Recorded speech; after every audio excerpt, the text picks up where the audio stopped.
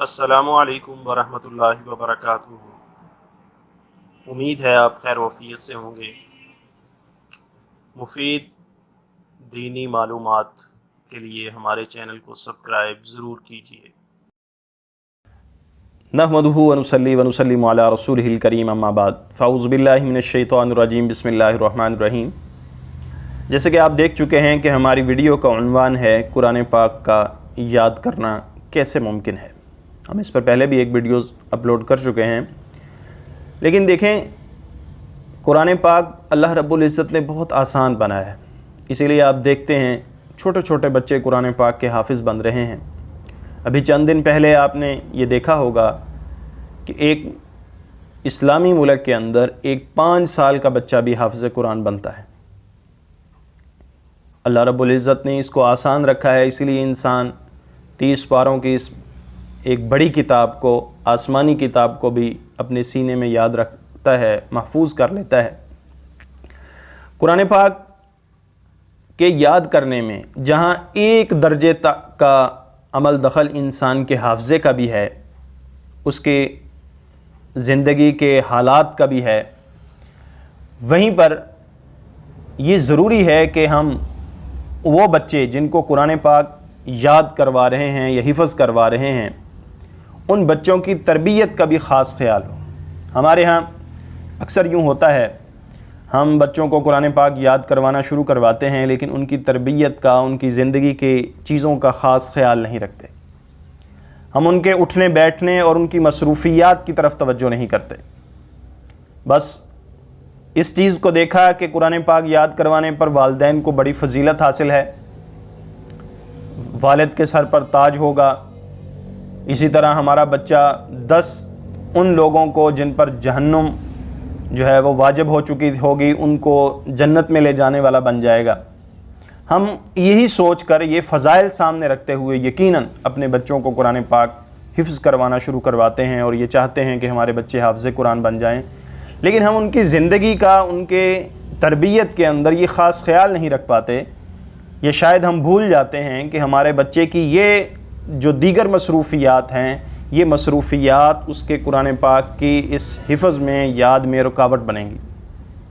और जब हम ऐसा करते हैं तो फिर उसका नुकसान उस बच्चे को उठाना पड़ता है। इसके अंदर ये बात याद रखें, हमने अपने असातिज़ा से ये बारहा बात सुनी कि कुरान पाक अल्लाह रब्बुल इज़्ज़त की ज़ात की तरफ से उतारी गई एक आसमानी किताब है।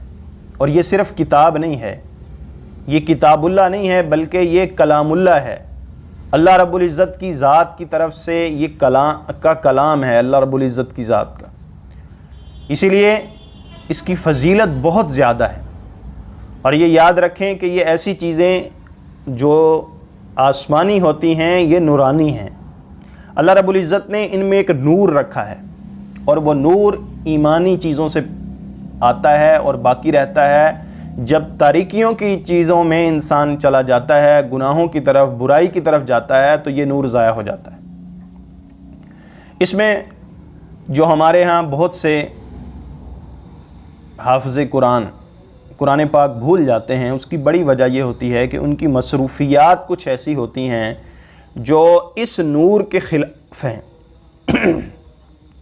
वो अपनी ज़िंदगी में बहुत से काम ऐसे कर रहे होते हैं जो इस्लामी एतबार से तारीकी का सबब है। यानी अल्लाह रब्बुल इज़्ज़त के यहाँ वो बुरे हैं, अल्लाह रब्बुल इज़्ज़त ने उनको गुनाह करार दिया है।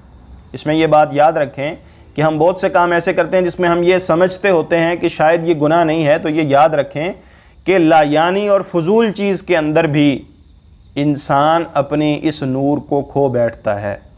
वैसे भी वो आदमी जो दुनियावी एतबार से चाहे जितना मर्ज़ी मालदार हो, आसानी के साथ ज़िंदगी गुजार रहा हो, ये उसूल वैसे ही सलफ़ सालिहीन से मनकूल है कि जो शख्स गुनाहों में लगा होगा, उसकी ज़िंदगी में जैसे जैसे गुनाहों में लगने की वजह से नूरानियत चली गई, रूहानियत चली गई, ऐसे ही उसकी ज़िंदगी में से सुकून भी चला जाता है।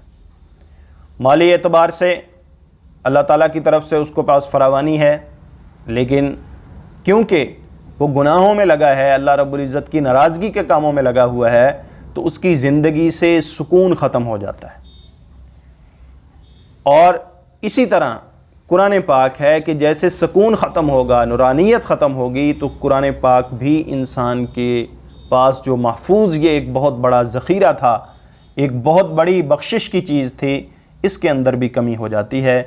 ہمیں جہاں اپنے اولاد کو بحیثیت والدین ان کی تربیت پر توجہ دینے کی اشد ضرورت ہے، اسی طرح اگر ہم خود حافظ قرآن ہیں تو ہمیں ضرورت اس بات کی ہے کہ ہم اپنے آپ کو ان مصروفیات سے، ان کاموں سے بچائیں جن کے اندر ہماری یہ نورانیت اور یہ ہماری روحانیت ختم ہو رہی ہے، ہم قرآن پاک بھول رہے ہیں۔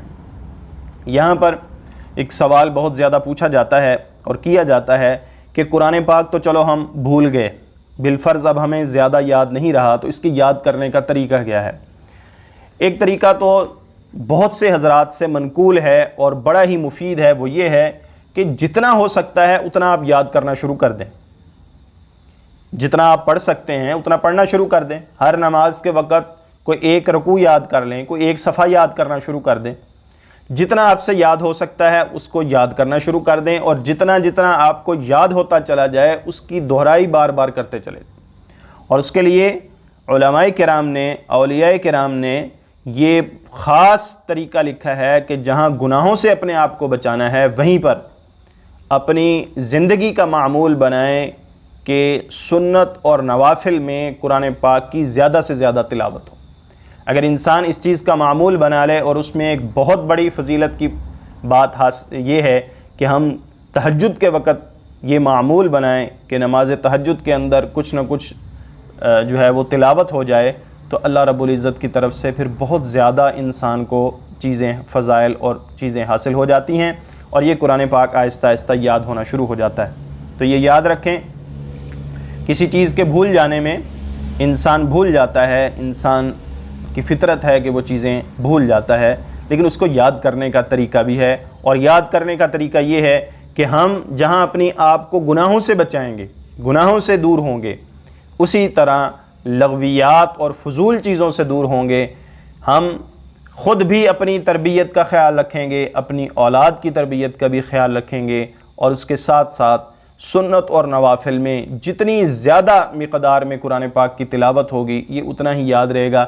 وگرنہ مفہوم ہے احادیث کا کہ یہ جیسے اونٹ رسی توڑا کر جو ہے وہ اپنی جس جگہ باندھا ہوتا ہے وہاں سے بڑی جلدی بھاگ جاتے ہیں، بالکل اسی طرح قرآن پاک بھول بھی بڑی جلدی جاتا ہے، یہ بھاگ بھی بڑی جلدی جاتا ہے۔ اس لیے کہ یہ یاد رکھیں، قدر والی چیز اللہ اسی کو دیتے ہیں جس کی اللہ کے ہاں قدر ہو۔ جو اس کی بے قدری کرتا ہے اللہ رب العزت اس سے وہ نعمت لے لیتے ہیں، چھین لیتے ہیں۔ ہم کوشش کریں کہ قرآن پاک کو اچھے طریقے سے یاد کریں، قرآن پاک کی اچھے طریقے سے دہرائی کریں، اور جتنا ہمیں یاد ہو ہم اس کی سنت اور نوافل کے اندر کثرت سے تلاوت کریں۔ جب ہم کثرت سے تلاوت کریں گے تو یقین کے درجے میں یہ بات کہی جا سکتی ہے کہ جہاں آخرت کی منزلیں ہمارے لیے آسان ہوں گی، وہیں پر دنیا میں بھی ہمیں بہت سے فضائل اور حاصل ہوں گے۔ اللہ رب العزت سے دعا ہے اللہ تعالی ہمیں اس کے ہوئی ہر بات پر عمل کرنے کی توفیق عطا فرمائے، ہمیں قرآن پاک کی اس دولت کی قدر کرنے کی توفیق عطا فرمائے، اور ان ساری قرآن پاک کی جو عزت اور احترام ہے اس کو ملحوظ خاطر رکھتے ہوئے اسے سنت اور نوافل میں کثرت سے پڑھنے کی توفیق عطا فرمائے۔ وآخر دعوانا ان الحمد للہ رب العالمین۔